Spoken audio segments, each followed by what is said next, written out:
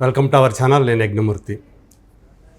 Megastar Chiranjeevi గారికి మరొక ప్రతిష్టాత్మకమైనటువంటి పురస్కారం లభించింది.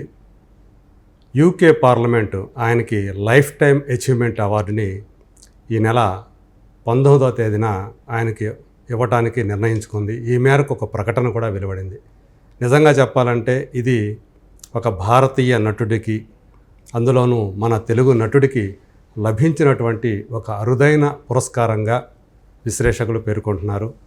ఈ అంశం గురించి మనతో మాట్లాడటానికి సీనియర్ జర్నలిస్ట్, విశ్లేషకులు డిఎస్ గారు మనతో పాటు ఉన్నారు. నమస్కారం సార్. సో ఇప్పుడు చిరంజీవి గారికి అంటే ఆయనకి అవార్డులు అనేవి కొత్త కాదు. అలాగే అంటే పద్మభూషణ్, పద్మవిభూషణ్ 2 అవార్డులు తీసుకున్నటువంటి అతి కొద్ది మంది కళాకారుల్లో ఆయన ఒకరు. సో ఆయన తెలుగు నటుడు కావటం చాలామంది మన గర్వకారణంగా చెప్పుకుంటూ ఉంటారు. ఇప్పుడు ఎక్కడో ఒక అంటే ఇంగ్లాండ్ దేశానికి సంబంధించినటువంటి యూకే పార్లమెంట్ అనేది ఆయన సేవలు గుర్తించి ఒక కళాకారుడుగా జీవన సాఫల్య పురస్కారానికి ఆయన ఎంపిక చేయటం అనేదాన్ని ఎలా చూడొచ్చు? ఇది గతంలో ఎవరైనా ఇలాంటి ఈ పురస్కారాన్ని ఎవరైనా అందుకున్నారా కళాకారులు, భారతీయ కళాకారులు? దీనికి సంబంధించి ఏమంటారు మీరు? యూకే పార్లమెంట్లో life time achievement award megastar Chiranjeevi పొందటం ప్రతి తెలుగువాడు గర్వించాల్సిన అంశం. ఎందుకంటే ఇది తెలుగు జాతికి పురస్కారం. ఇది కేవలం తెలుగు సినీ పరిశ్రమకు పురస్కారమే కాదు, మెగా ఫ్యామిలీకి పురస్కారమే కాదు. ఒక నటుడు అంచెలంచెలుగా ఎదిగిన విధానం, ఎదిగిన కొద్దీ ఒదిగిన చిరంజీవి శైలి, అది ఆదర్శం, మార్గదర్శకం. ఎందుకంటే 40 ఏళ్ల ఆయన ప్రస్థానం, దగ్గర ఒక 155-160 సినిమాలు తీసుంటారు. 1978లో ప్రాణం ఖరీదు అనే సినిమాతోటి ప్రారంభం.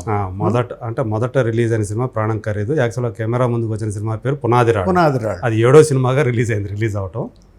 అప్పటి నుంచి ఇప్పుడు చూసుకుంటే కూడా సో ఆయన ఇప్పటికీ కూడా ఆయనకు ఉన్నటువంటి ఆ కీర్తి ఏదైతుందో ఏమాత్రం చెక్కు చెదరకపోవటం నటుడుగా, ఒక వ్యక్తిగా నిజంగా మీరు చెప్పినట్టు ఒక తెలుగు వాళ్ళందరూ కూడా గర్వించదగ్గ విషయంగా. అంటే తెలుగు చలనచిత్ర పరిశ్రమకి ఎన్టీఆర్, ఏఎన్ఆర్ 2 కళ్ళు అయితే 3వ కన్ను చిరంజీవి.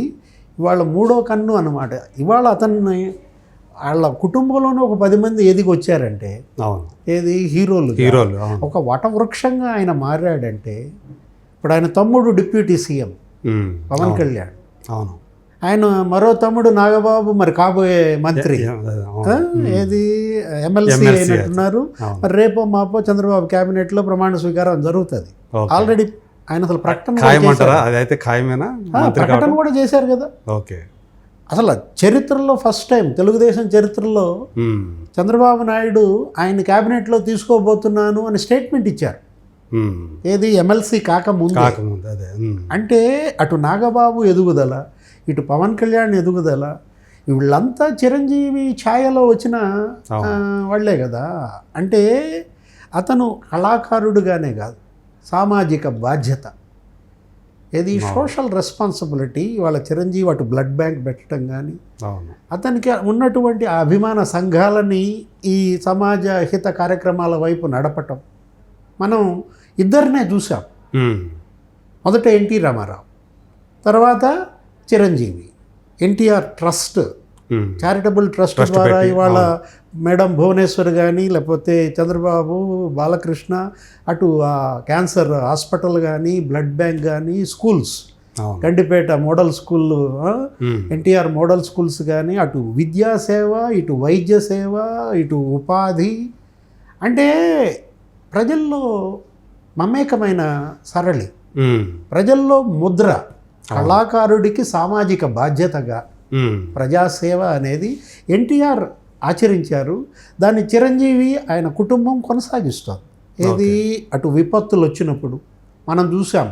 ఏఎన్ఆర్, ఎన్టీఆర్ అప్పట్లో రాయలసీమ కరువు వచ్చినప్పుడు కానీ, దివిసీమ తుఫాన్ అప్పుడు కానీ, అసలు ఎన్టీఆర్ పేరు మీద పోలీస్ ఫండ్ ఒకటి ఉంటుంది డిఫెన్స్లో, రక్షణ రంగంలో. ఇవాళ దేశంలో ఆయన పేరు మీదే పోలీస్ ఫండ్ అన్నమాట.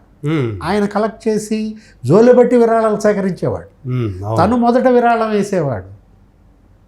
ఇప్పుడు సూపర్ స్టార్ కృష్ణ కూడా అట్లాగే ఎప్పుడు ఏ విపత్తు వచ్చినా తన ఫ్యాన్స్ని మొబైల్ చేయటమే కాదు, ఆయన అసలు ఒక సినిమా ఒక రోజు విరాళం ఇచ్చి పారేసి ఇచ్చేసేవాడు. ఆయన కూడా ముందుండేవాడు. అవును. ఇప్పుడు ఏదో ఊరికి మునగాడో ఏదో సినిమా ఉండేది అప్పట్లో, ఆ వచ్చిన తుఫానికి దాన్ని ఫస్ట్ డే కలెక్షన్ ఇచ్చేశారు. అంటే సంపాదించటం కాదు, సంపాదించింది 10 మందికి పంచి పెట్టడం. ఇప్పుడు ఈరోజు అంటే వాడు తమను ఇంత వాళ్ళని చేసినటువంటి ఆ ప్రజల కోసం ఏదో చేయాలి అనేటువంటి తపన. ఇప్పుడు యూకే పార్లమెంట్ ఇవాళ చిరంజీవికి అంతర్జాతీయ పురస్కారం ఇస్తోందంటే మీరు ఆల్రెడీ చెప్పారు, పద్మవిభూషణ్, పద్మభూషణ్, దగ్గర 9 నంది అవార్డులు, ఫిల్మ్ఫేర్ అవార్డులు, ఏమి చాలా ఆయన తీసుకొచ్చిన 3 సార్లు ఉత్తమ నటుడిగా నంది అవార్డు తీసుకున్నారు. ఆయన పొందిన విధానం ఇవాళ చిరంజీవి ఒక రోల్ మోడల్గా అవును ఇటు అనేక మంది ఇప్పుడు మనం చూసాం. ఏంటి, నటుల్లో స్పీడ్ తెచ్చాడు, నటనలో స్పీడ్. అంటే ఫైటింగ్స్లో ఇప్పుడు దాకా ఒక రకంగా వెళుతున్నటువంటి సినిమాని ఈయన తన పాటలు అంటే డ్యాన్సులతో కానివ్వండి, లేకపోతే ఆ యాక్షన్ సీన్స్తో కానివ్వండి. అవును. అంటే రజనీకాంత్ ఒక ట్రెండ్ సెట్టర్. మనకు సూపర్ స్టార్ రజనీకాంత్, ఆయన ఎలా అయితే కొన్ని జిమ్మిక్స్, కొన్ని ఏ విధంగా ఆర్టీసీ కండక్టర్గా ఆయన ప్రారంభిస్తూ సినిమాల్లోకి వచ్చిన తర్వాత రజనీ స్టైల్ అనే ఒక స్టైల్ అంతా తీసుకొచ్చారు. ఇవాళ చిరంజీవి స్టైల్. దేశంలోనే ఒక టైంలో అత్యధిక పారితోషికం తీసుకున్న నటుడుగా చిరంజీవి, మొట్టమొదటి ₹1 కోటి రెమ్యూనరేషన్ తీసుకున్న భారతీయ నటుడుగా కూడా ఆయనకి కీర్తి ఉంది. అంటే ఇవాళ చిరంజీవి వటవృక్షంగా మారాడని, లేకపోతే ఏదో మూడో కన్నని ఆయన ఏదో పొగట్టం కాదు. అదే ఇప్పుడు లోపాలు మీరు అందరిలో చూడొచ్చు. ఇప్పుడు రాజకీయంగా వెతికితే ప్రతి ఒక్కరు ఏదో ఒకటి కనిపిస్తూనే ఉంటుంది. ఆయన వైఫల్యం చెందొచ్చు. ఏది సినిమాల్లో ఆయన విజయం, రాజకీయంలో ఆయన వైఫల్యం, దాన్ని భూతద్దంలో చూడకూడదు. ఏంటి, దానిలో ఆయన ఒక ఎక్స్పెరిమెంట్ చేశారు. ప్రజారాజ్యం పార్టీ పెట్టారు, అటు తను గెలిచారు, 17% ఓట్లు కొట్టారు, 18 సీట్లు కొట్టారు. కాకపోతే దాన్ని నిలబెట్టుకోలేకపోయారు, అది వేరే విషయం. కొంతమంది దాన్ని కన్ఫ్యూజ్ చేయటం కానీ, ఆ తర్వాత ఆయన కేంద్ర మంత్రిగా చేశారు, రాజ్యసభ సభ్యుడిగా చేశారు. కాకపోతే ఆయన వేసిన బీజం ఇవాళ తన తమ్ముడు అక్కడ ఒక వృక్షంగా మారిన పరిస్థితి. ఆయన యువరాజ్యానికి ఆయనే కదా. ఇది ఇవాళ జనసేన గమ్మత్తుగా ఈ రోజే జనసేన ఆవిర్భావ దినోత్సవం. అవును, మనం మాట్లాడుకున్న ఈ రోజే అదే. అంటే జనసేన ఆవిర్భావ దినోత్సవం నాడే అన్నకి ఈ అవార్డు రావటం అనేది, ప్రకటన రావటం అనేది, అంటే తమ్ముడికి ప్రజల పట్టం. ఇక్కడ ఆంధ్రప్రదేశ్లో తమ్ముడికి ప్రజలు పట్టం కట్టారు. జనసేన ఇవాళ డిప్యూటీ సీఎంగా అక్కడ మరి పవర్ స్టార్, ఇక్కడ మరి మెగాస్టార్, మరి వాళ్ళ లండన్ వెళ్ళి ఆయన అవార్డు అందుకోవటం. అంటే ఇప్పుడు అటు రామ్ చరణ్ తేజ్, అనేక మంది అప్పుడు ఏది వాళ్ళ అబ్బాయి వరుణ్ కానివ్వండి, వాళ్ళ మేనల్లుళ్ళు 2 వచ్చారు, సాయి ధరమ్ తేజ్ అని, అలాగే వాళ్ళ తమ్ముడు వైష్ణవ్ తేజ్ అని, ఇట్లా చాలామంది వాళ్ళ ఫ్యామిలీకి సంబంధించి. అంటే ఎంతమంది బతుకుతున్నారు.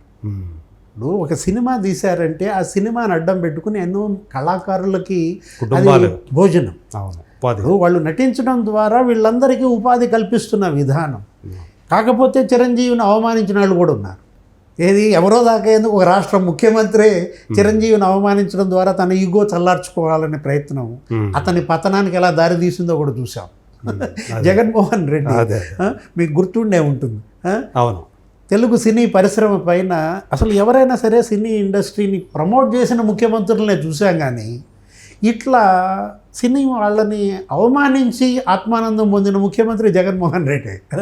ఆ రోజు చిరంజీవి, రాజమౌళి, మహేష్ బాబు ఎవరు ఆయన దగ్గరికి వస్తే ఆయన లేచి నుంచుని దండం పెట్టి, జగన్మోహన్ రెడ్డి గారు మీరు తల్లి స్థానంలో ఉన్నారు, మీరు ఇట్లా మా పొట్ట కొట్టకూడదని అంటే దాన్ని వీడియో బయటికి రిలీజ్ చేసి చిరంజీవి కన్నా నేనేదో అధికుండని చెప్పుకునే తాపత్రయంలో ఏం జరిగింది అంటే ఎవరైనా నా దగ్గరికి రావాల్సిందే అన్నట్లుగా ఒక్క వీడియో జగన్మోహన్ రెడ్డిని మరుగుజ్జుగా, చిరంజీవిని ఒక ఎవరెస్ట్గా చూపించింది. అంటే ప్రజల్లో చిరంజీవిని అవమానించబోయి జగన్మోహన్ రెడ్డి ఎలా అవమానపడ్డాడు అనేది అతని పతనం. అక్కడ మెగా అభిమానుల్లో ఆవేదన గురి చేయటం కాదు, మొత్తం ప్రజల్లో కూడా జగన్మోహన్ రెడ్డి ఈగో 151 నుంచి 11 దిగజార్చిందంటే ఈరోజు చిరంజీవి వాళ్ళ మెగా ఫ్యామిలీ ఒక ఐక్యతకి, ఒక కుటుంబ విలువలకి, ఒక కలిసికట్టుగా ఉంటున్న విధానం. అవును, సందర్భం వచ్చిన ప్రతిసారి కనిపిస్తూ ఉంటుంది మనకు అది. ఇప్పుడు వాళ్ళు అన్నదమ్ముల మధ్య ఐక్యత కానీ, లేకపోతే అక్క చెల్లెళ్ళను ఆయన చూసిన విధానం కానీ, ఆస్తిలో ఆ అక్క చెల్లెళ్ళకి ఆయన ఇచ్చిన వాటా ఇచ్చిన విధానం కానీ, అంటే ఏంటి తోబుట్టువుల ఆశీస్సులతో ఎదిగిన బిడ్డలుగా వాళ్ళు. ఇవాళ అంజనమ్మ నిజంగా మరి చిరంజీవి తల్లి, కోర్స్ ఆమెను అవమానించిన వాళ్ళు కూడా జైలు పాలైనట్టున్నారు. గమ్మత్తు చూసారా? ఏది చిరంజీవి తల్లి దుర్భాషలు ఆడినాళ్ళు ఎవరన్నా ఉంటారండి? ఆయన కూతుళ్ళని, లేకపోతే పవన్ కళ్యాణ్ పెళ్ళాలని అన్న అట్లా అవమానించిన వాళ్ళంతా ఇవాళ ఏమయ్యారు? ఓటమి పాలయ్యారు, జైళ్ళ పాలయ్యారు. అంటే నోరుంది కదా అని ఇష్టం వచ్చినట్టు మాట్లాడకూడదు, కన్ను మిన్ను కానరాకుండా వ్యవహరించకూడదు. ఇవాళ ఏం జరుగుతుంది? వినయం ప్రజలు కోరుకునేది, విధేయత. ఆ వినయంలో, ఆ విధేయతలో మరి చిరంజీవి ఇంత ఎదిగినా ఎలా ఒదిగి ఉంటున్నాడు? అది కదా ఇవాళ. అట్లాంటి విషయాల్లో కూడా ఆయన మెగాస్టార్ అని నిరూపించుకుంటారు. ప్రజలు కోరుకునేది అదే, ప్రజలపైన ముద్ర పడేది అదే. అవును.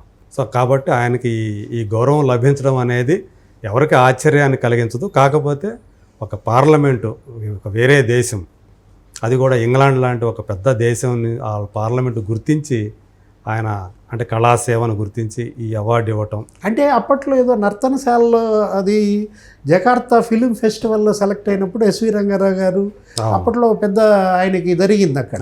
అంతర్జాతీయ స్థాయిలో ఆయనకి గౌరవం లభించింది. ఇవాళ మళ్ళీ చిరంజీవికి ఒక అంతర్జాతీయ వేదిక మీద ఒక తెలుగు మహానటుడికి ఇవాళ పట్టం కట్టడం అనేది ఆనందం, అందరూ అభినందించాల్సిన అంశం. Okay, thank you sir, thank you so much అండి.